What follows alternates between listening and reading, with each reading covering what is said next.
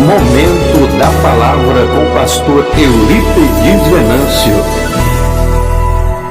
Queridos, já aqui mais para frente eu gostaria de chamar a atenção de vocês lá para a página 97. O tempo está passando muito rapidamente, então eu gostaria de caminhar aqui para o capítulo 2 aí do seu livro. Abra na página 97. Aqui vai começar a segunda parte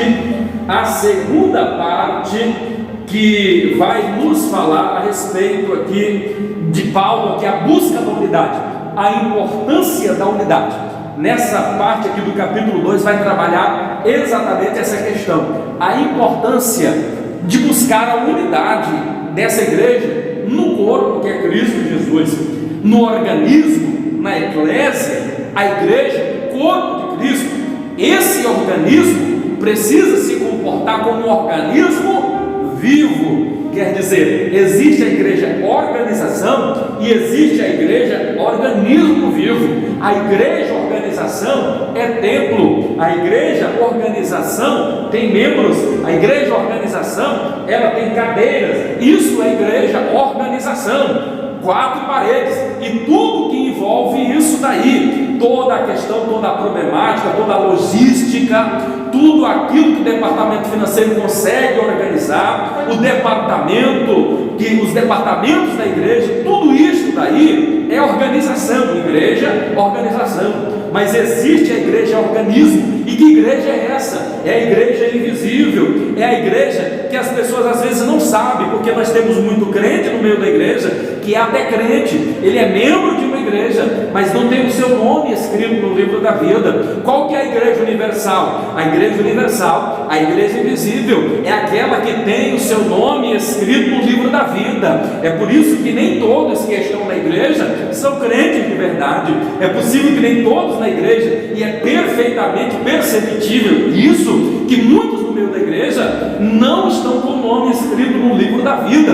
Então quem é que participa da igreja organismo vivo? Aqueles que têm a vida pautada, direcionada pelo Espírito Santo, direcionada aqui exatamente pelos frutos do Espírito, que deve ser uma característica peculiar do cidadão que almeja e quer e deseja o céu. Então, uma das características para que esse crente, organismo, seja um crente abençoado é a unidade.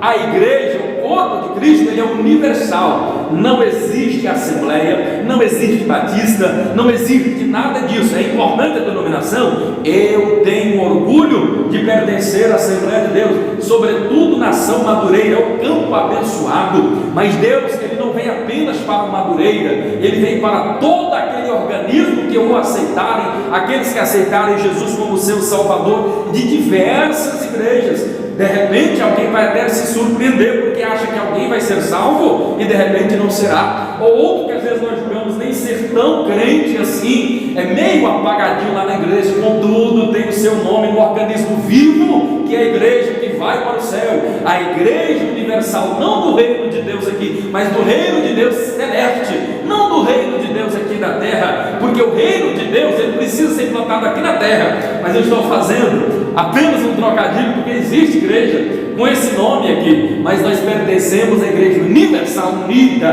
no corpo de Cristo. Esse organismo vivo, preocupe primeiro. É importante ser membro aqui da igreja, maravilhoso. Se esforce, trabalhe, queira subir nessa organização, mas queira subir de uma forma sadia, sem atropelar ninguém, sem ciúme, sem divisão. Seja unido, porque uma das características peculiares do cidadão do reino do céu é a paz.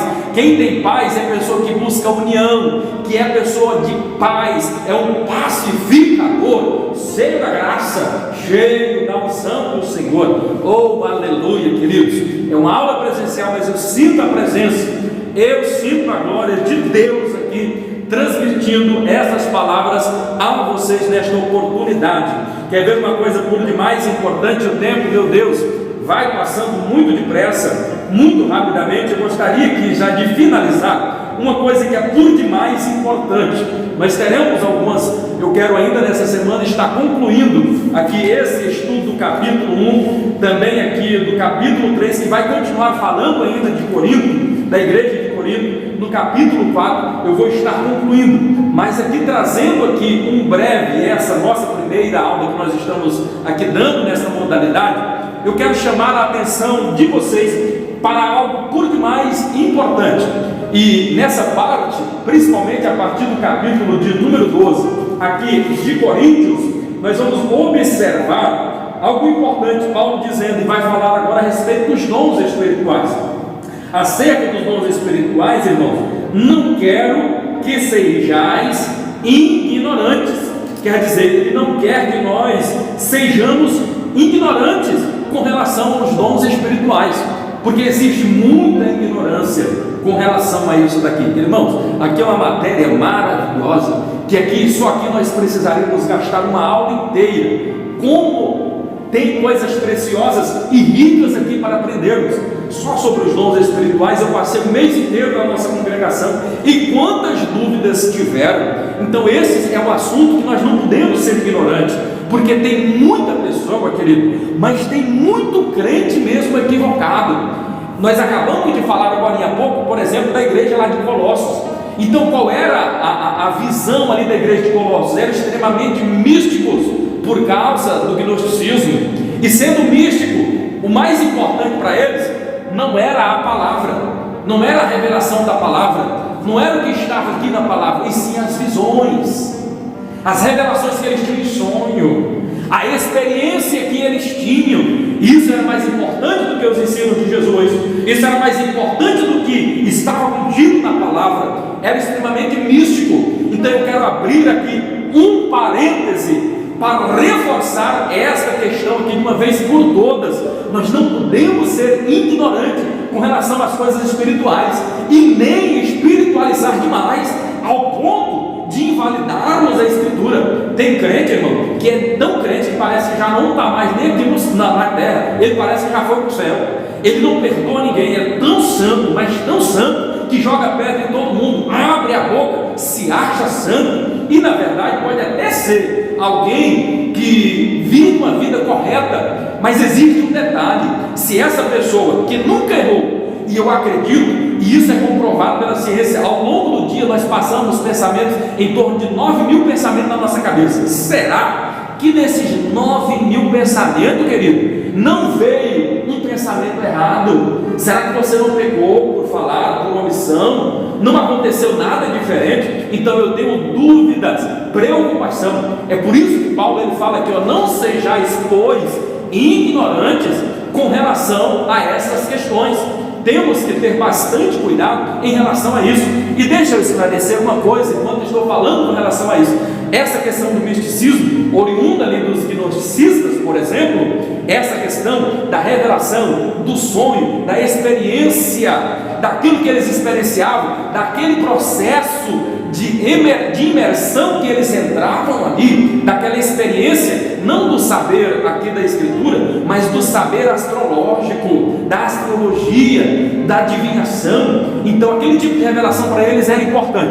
Olhe para cá, eu vou falar uma coisa bastante séria mesmo. E isso não é matéria de prova, mas é matéria para nós analisarmos e ter bastante cuidado. Nenhuma revelação do homem deve ser maior do que a revelação da palavra. Tem pessoa que tem sonho e chega e diz, olha, eu tive um sonho assim. Principalmente nesses dias de pandemia, muitas pessoas dizendo, eu tive um sonho, eu tive uma revelação, e sai colocando nos grupos de igreja, passando no PV de cada crente, e os crentes multiplicando visões que estão contrárias à palavra de Deus. Tenham bastante cuidado, leiam a Bíblia. É por isso que Paulo está dizendo, olha, com relação aos dons espirituais, concernente à palavra, não quero que vocês sejais ignorantes. Irmãos, por favor, preste bastante atenção. Não é porque a pessoa está dizendo que é de Deus, que ele está falando de Deus, que ele está realmente entregando um recado de Deus. Só será de Deus quando aquele conteúdo que que ele entregou não ferir a palavra. Quando é, pastor, que o senhor sabe que uma palavra é de Deus ou não é de Deus? Às vezes a gente não tem como saber no primeiro momento, mas eu tenho como ter certeza que uma palavra não é de Deus quando aquilo que aquele homem falou, aquela visão que ele entregou, vai contrário aos ensinos aqui da palavra de Deus. Então é importante por demais você entender isso. Nenhum sonho, nenhuma revelação que qualquer homem da terra tiver é maior do que está contido aqui na palavra de Deus. Isso precisa estar extremamente claro. Para finalizar, e eu percebo pelo movimento que nós estamos tendo aqui, estamos já finalizando a nossa aula, e quando começa a entrar aqui é possível que já está chegando o momento de nós finalizarmos. Então deixa eu só finalizar aqui um ponto importante sobre Coríntios nessa segunda parte. O que precisa ficar bastante claro, é importante você saber a respeito dos dons espirituais. Uma pergunta que eu faço para você: o que é falar em línguas? Alguém disse assim outro dia, pastor, falar em línguas é você estar ensaiando um idioma do céu. Falar em língua é o idioma dos anjos.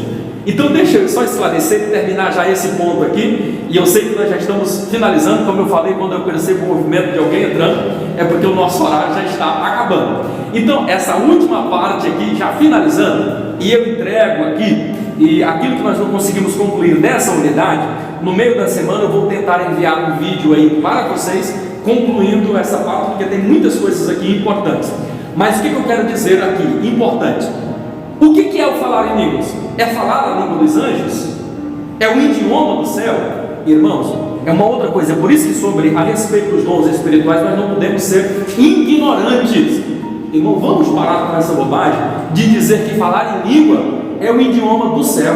Aonde é que você viu na Bíblia, na palavra de Deus, que o falar em língua? Abra aí em 1 Coríntios, no capítulo de número 14. Nós estamos aí nessa parte, finalizando aqui em 1 Coríntios, no capítulo de número 14, o verso aí de número 2. Vamos ver o que é o falar em línguas. Olha só, verso 2: porque o que fala em língua estranha não fala aos homens, ele fala unicamente a Deus, porque ninguém o entende, e em espírito ele fala o que? De mistério.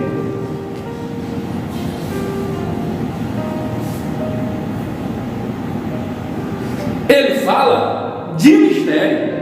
Então entenda, já finalizando, então jamais poderá ser a língua dos anjos. Por quê? Porque Satanás já foi anjo, ele conhece a linguagem dos anjos, ele conhece a língua dos anjos. Então se o homem falando em língua estiver falando a língua dos anjos, o diabo entenderia. Esse versículo está deixando claro que o que fala em línguas ninguém entende, unicamente o Pai. E a não ser alguém que tenha interpretação de língua, que Deus vai dar esse dom, interprete. Do contrário, e o Satanás não tem esse dom para revelar, para conhecer. Deus agora vai entregar o dom de revelação para alguém para interpretar aquela língua. Do contrário, só Deus entende, porque está falando ao Pai em mistério. Satanás não tem poder para ouvir. Então falar em línguas não é a língua dos anjos. Falar a língua estranha não é o idioma do céu, é o idioma que você conversa com Deus. Deus em Cristo Jesus vos abençoe de uma forma maravilhosa e toda especial. Estamos chegando ao final aqui dessa nossa primeira aula. Foi muito difícil, complicado. Vocês que tiverem as suas dúvidas aí, não sei se ainda dá tempo, mas acredito talvez que não, para estar respondendo alguns questionamentos, escreva aí no chat, nos envia, e vamos estar abrindo esse espaço agora para algum dos nossos irmãos estarem falando. Grande abraço a todos. Deus em Cristo Jesus nos abençoe.